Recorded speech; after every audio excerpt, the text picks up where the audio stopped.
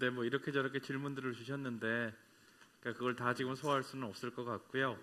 일단 네 분이 얘기하신 것 그리고 차 박사님이 얘기하신 것을 잘 들어보시면 이상하게 이야기가 연결되어 있다는 건 느끼실 겁니다.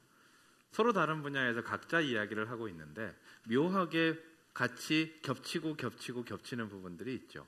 아까 사당 의정부 얘기를 할 때 그 친구는 아무것도 못했는데 연출자 붙여줘서 밖으로 내보냈더니 작품이 나오더라는 얘기.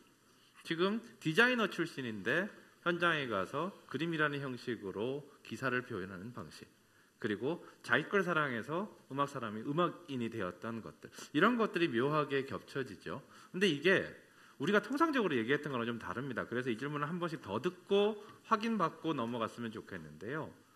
우리가 보통 융합형 인간이 필요하다라고 얘기하죠. 근데 지금 이분들 얘기는 아닐 수도 있답니다. 덕후라고 얘기하는 거잖아요.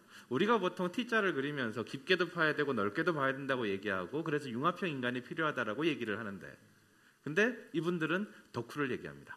근데 그 덕후는 앞에 마지막에 이재근 기자가 얘기했던 것처럼 조직에서 생존할 수 있는 덕후입니다. 그러면 각자의 조직에서 어떤 조직 문화가 어떠하기 때문에 어떤 전문성이 발현될 수 있는지에 대한 얘기를 들어보면 조금 더 와닿을 것 같아요. 그러니까 덕후가 저 창고석에 처박혀서 지 혼자 사는 삶이 아니고요. 어쨌든 그 조직 내에서 어울리는 친구라는 거죠.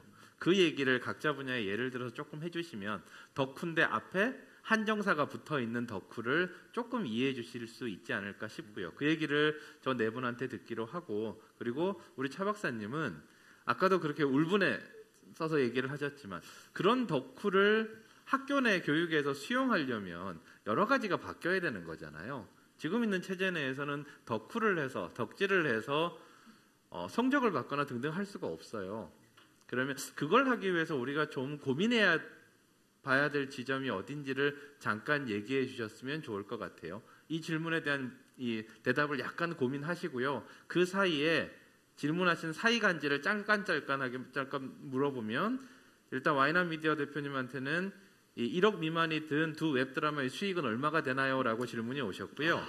그리고 이재근 기자님한테는 디자이너로 입사하셔서 기자로 전향이라는 표현을 쓰셨습니다. 전향하신 이유가 뭐냐라고 질문하신 것에 대한 대답을 좀 해주시면 좋겠고요.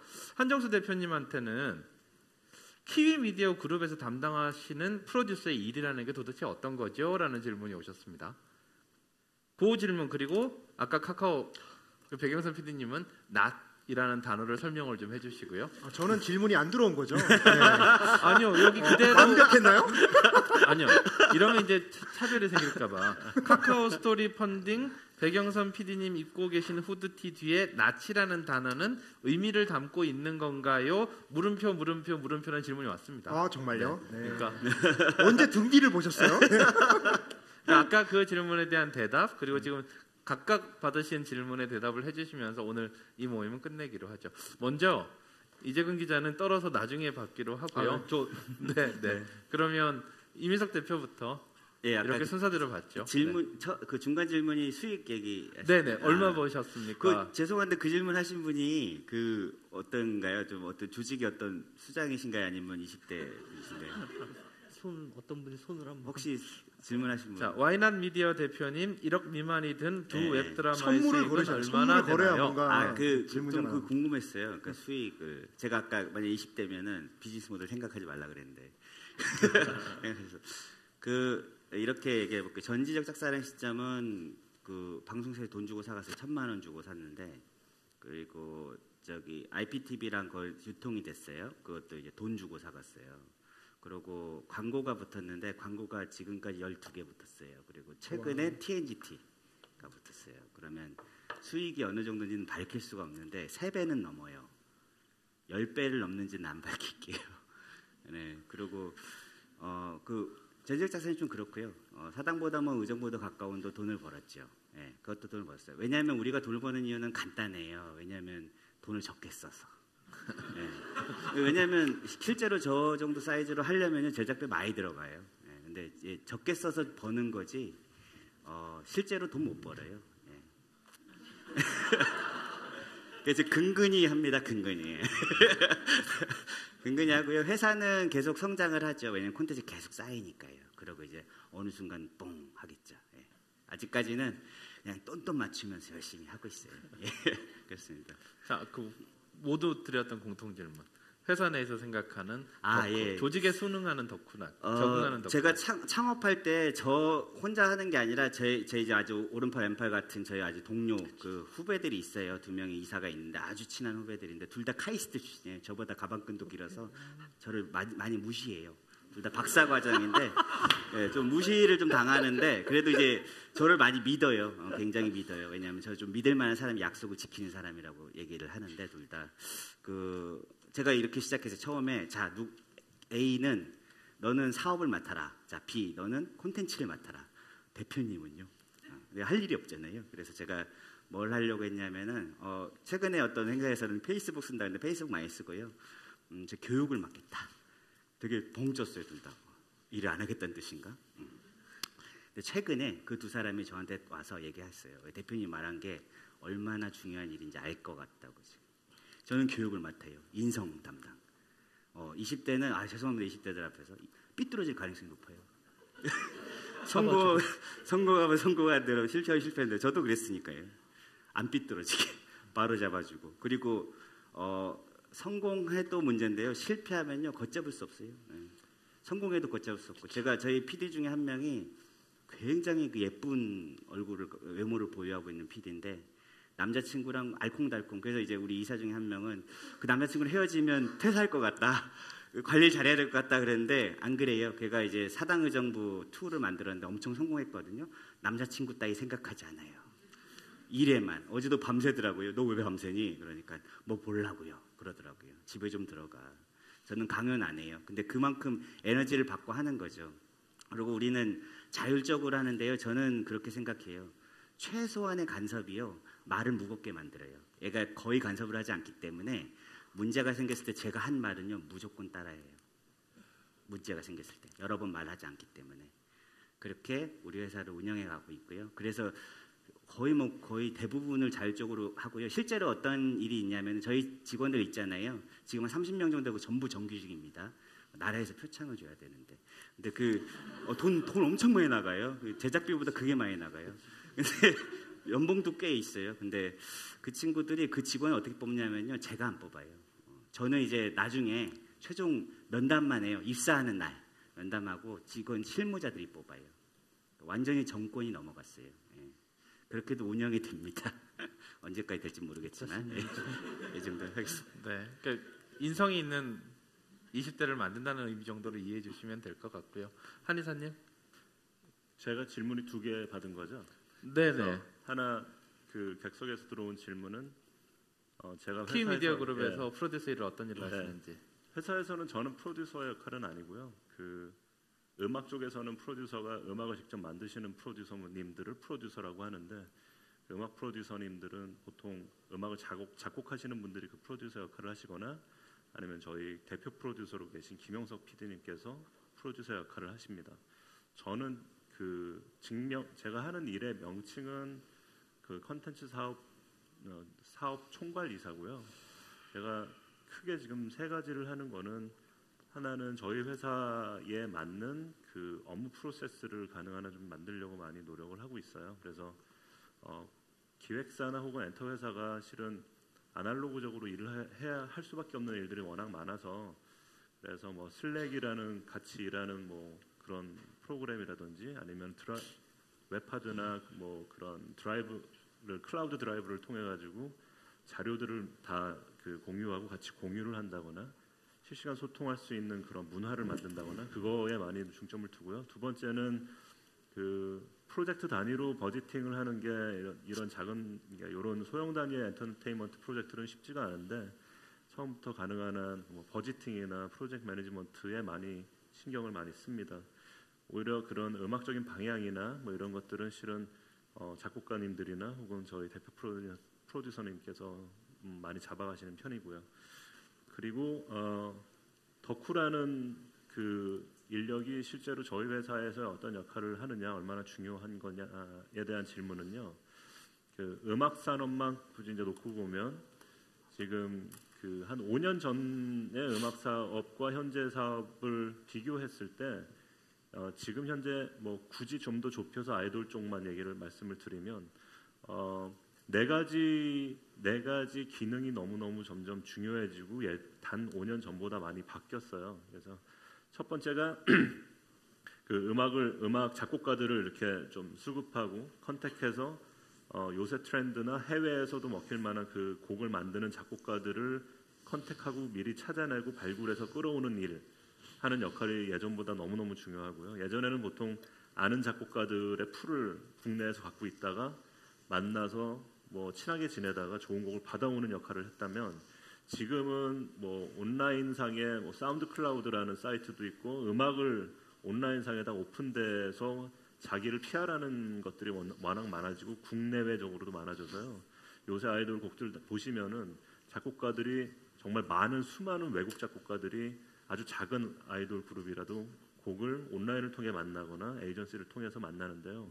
그 역할을 해야 되는 게 너무 중요하고 두 번째는 이 사업이 음악뿐만 아니라 요새는 그 팬덤을 갖고 사업을 하고 돈벌이를 하는 사업들이 되게 중요해지잖아요. 근데 아이돌은 점점 더 그 팬덤을 중심으로 얼마나 매니징을 하느냐가 되게 중요한데 예전에 없었던 단어였던 그 팬 매니저라는 그 역할이 회사에서는 상당히 중추적인 역할을 합니다. 그래서 이분들이 실제로 그분들 그 팬분들의 그런 생태계도 정확히 알고 좋아하는 것과 안 좋아하는 것과 지금 상황에서의 분위기 그리고 그 아티스트의 방향 이런 것들을 다 그 팬 관점에서 회사에 되게 중요한 인사이트를 주기 때문에요. 팬 매니저의 역할이 점점점 중요해지고요. 그리고 소셜 마케팅하는 부분이 지금 예전에 비해서 너무너무 중요하고 비단 2, 3년 전까지만 해도 그 웬만한 중대형 기획사의 마케팅 팀이라는 게 뭐 희한하게도 생각보다 없었습니다. 근데 이제 지금은 소셜 마케팅과 온라인 마케팅이 아주 중요하고요. 네 번째로 그 비디오랑 비주얼을 만들어서 온라인상에다 비디오 컨텐츠를 만들어내는 일이 한 2, 3년 전과 지금의 가장 큰 차이를 보이고 있는데요. 그 일이 아주 중요한데요. 지금 말씀드렸던 곡을 소싱하거나 팬을 관리하거나 소셜 마케팅을 하거나 소셜 마케팅이 가장 중요한 거는 온라인상에서의 모니터를 하는 것들이 되게 중요한데 보통 이런 분들이 남자들이 가입하지 못하는 여초 카페에 들어가 있거나 혹은 우리들이 잘 모르는 그런 커뮤니티 중에 뭐 뜨고 있는 커뮤니티나 가장 많이 활발한 게시판들을 모두 다 알고 있는 거기에서 모니터를 하고 그거에 맞는 상황에 맞는 컨텐츠를 만들어내는 역할을 하고요. 비디오는 비디오대로 되는데 이 네 가지의 역할이 다 실은 상당한 덕질을 하지 않으면 그 일을 잘 수행하기 힘든 영역입니다. 그래서 저희는 특히나 요새는 회사에서 되게 중추적 역할을 하는 그 기능은 실제로 어느 정도 레벨 이상의 그런 덕후 기질이 없으면 그 일을 충실히 수행하지 못하는 아주 중요한 키워드죠. 예, 이상입니다. 네, 이제 어쩌다가 이제 덕후라는 키워드가 계속 나오게 되는데요. 기본적으로 덕후는 이제 뭔가 몰입한다라는 의미인 것 같고 자기주도성이 강한 사람을 이제 약간은 덕후라고 얘기할 수 있겠다는 생각이 듭니다. 그런데 여기서 또 더욱 중요한 키워드는 덕후에서 빼올 수 있는 협업이 가능하냐에 대한 부분인 것 같습니다. 카카오가 그래서 늘 이제 대외적으로 자기주도성이 있냐, 그리고 협업을 잘하냐 이 이야기를 이제 많이 하고 있거든요. 그러니까 저 같은 경우에는 보통 이런 얘기를 많이 들었어요. 깊게 파기 위해선 넓게 파야 된다라는 얘기가 있거든요. 일단은 다양한 분야에서 넓게 파다 보니까 저만이 팔 수 있는 어떤 분야가 보이더라고요. 저는 예전부터 축제를 되게 좋아했었습니다. 나름의 축제 덕후였었고요. 그래서 뭐 관광 축제부터 시작을 해서 문화예술 축제, 영화제, 뮤직 페스티벌을 여러 군데를 다니다가 결국에는 이제 이런 다음 혹은 카카오 쪽에 그러니까 합병전에서는 다음에서 문화 마케팅 담당자였습니다. 그래서 우리나라에 있는 모든 이제 영화제, 뮤직 페스티벌, 뮤지컬, 연극, 전시와 협업을 하던 담당자였었던 거고요. 네, 그런 식으로 이제 하다 보니까 축제를 파다 보니까 또 이렇게 포털 사이트까지 와서 업무를 확장하게 됐었고 지금 이제 질문을 받은 낯선 대학의 이제 제가 지금 등 뒤에 보시면 네, 이렇게 낯이라는 이제 단어가 보이시죠? 네, 이게 낯선 대학의 낯을 이제 줄여서 한 거고요. 이게 뭐냐면 제가 축제를 좋아하다 보니까 사람들 간의 연결들을 되게 좋아했었습니다. 그러니까 우연찮은 만남, 그러니까 그러니까 우연찮은 만남이 만들어내는 특별한 뭔가 관계, 스파크들. 그래서 이제 이런 축제로부터 나왔던 이런 프로그램이 낯선 대학이라는 프로그램을 이제 작년부터 시작을 했고요. 그래서 올해 2년째가 되고 1년짜리 프로그램입니다. 그래서 뭐 검색을 하시면 거의 안 나올 거예요. 나오더라도 뭐 술 마시는 장면밖에 안 나오는데 유튜브나 이런 데 영상 쪽을 보시면 낯선 대학의 1년 프로그램들이 쭉 나옵니다. 그래서 이런 것들을 통해서 아직까지 느슨하게 이어져 있는 다양한 사람들을 이어서 새로운 뭔가 가능성들을 발현하는 뭔가 네트워킹 프로그램들을 계속 운영을 하고 있고요. 여기에 보니까 서로가 이 프로그램에 빠져드는 사람들의 대개 특징이 특정 분야의 자기만의 취향과 덕후 기질이 있더라고요. 그러다 보니까 서로 간에 이야기할 건덕지가 있고요. 건덕지가 있다 보니까 이게 잘 엮여져서 서로 간에 좀 풍성해지는 이야기를 만들어 나오더라고요. 그래서 좀 여러분들도 분명히 넓게 보다 보면 여러분들만의 깊은 분야가 분명히 있을 것 같고요. 그런 부분들을 좀 파다 보면 새로운 연결망들과 관계들을 통해서 일이라든지 아니면 다양한 사회적인 활동들을 더 재밌고 멋지게 할 수 있지 않을까라는 생각이 듭니다. 이상입니다. 네, 저는 뭐 아까 저한테 들어왔던 왜 전향을 했냐라는 질문에 대한 답변을 드리려고 하는데 어떻게 보면 사실 영상을 시작하게 되면서 자연스럽게 이루어졌다라고 저는 말씀드릴 수 있을 것 같아요. 영상을 카메라를 제가 렌즈 안에 무언가를 담을 때도 주제가 있잖아요. 사실 그 주제에 대해서 더 잘 쓸 수 있는 거는 기자가 아니라 저거든요. 다만 스킬이 조금 부족할 뿐이지. 근데 아까도 발표했다시피 그 스킬은 회사에서 저를 채워주기만 한다면은 제가 두 가지를 다 해낼 수 있다라는 거를 이제 말씀드리고 싶고, 그리고 또 다른 한 가지는 이제 제가 기획을 하면서부터 기자가 됐던 것 같아요. 제가 작년부터 시작했던 제 이름 달고 나가는 시리즈 중에 청년 표류기라고 있어요. 제가 고민했던 것 중에 하나가 26살이었는데 그때 언론사에 와보니까 정말 다들 경쟁하듯이 청년 기사를 막 써내요. 근데 전 제가 청년이었잖아요. 그러니까 청년이 아닌 사람들이 쓰는 청년 기사를 저는 봤을 때 공감을 사실 잘 못했거든요. 그냥 뭐라고 해야 되지? 되게 안 입고 온 시선이 있어서 어떻게 보면 맨날 너무 불쌍하게 보고 맨날 돈 없는 애들로 보고 그러니까 왜 그런지에 대해서는 좀 담담하게 팩트를 안 제시하는 것 같더라고요. 그래서 제가 생각했던 거는 제가 이제 팀장한테 가서 이제 기획안을 내놨어요. 기획안은 그래요. 제가 기자지만은 출입처를 통해서 연락을 안 하고 제가 그 잡코리아나 그런데 기자라 말 안 하고 그냥 원서를 넣어요. 알바 원서를. 그리고 합격이 돼서 가서 기자라 말 안 하고 정말 몰래카메라로 찍어가면서 제가 똑같이 일해요. 택배 가서 8시간 동안 똑같이 택배 밤샘 나눠보고 해보니까 계약서 처음 제시했던 거보다 10,000원 덜 주셨네? 야근비 안 줬네? 그냥 그런 거를 있는 그대로 기사에 담담하게 다 쓰는 거예요. 근데 그런 콘텐츠에 청년들이 정말 많이 공감해줬거든요. 왜 전향했냐는 질문의 답에 대해서는 제가 그렇게 쇠 빠지게 택배 나르고 설거지하고 카트 옮기고 다니는데 그걸 갔다 와서 누가 제일 잘 쓸 수 있냐는 거죠. 저잖아요. 제가 찍었고 제가 체험했으니까. 네. 왜 전향했냐에 대한 질문은 답변은 저는 여기까지 하면 될 것 같습니다. 네. 차 박사님 이야기 듣고 오늘 마무리하죠. 들리시나요? 네. 일단 뭐 교육 쪽 말씀을 하셨는데 저는 융합이라는 단어를 사실 굉장히 싫어합니다.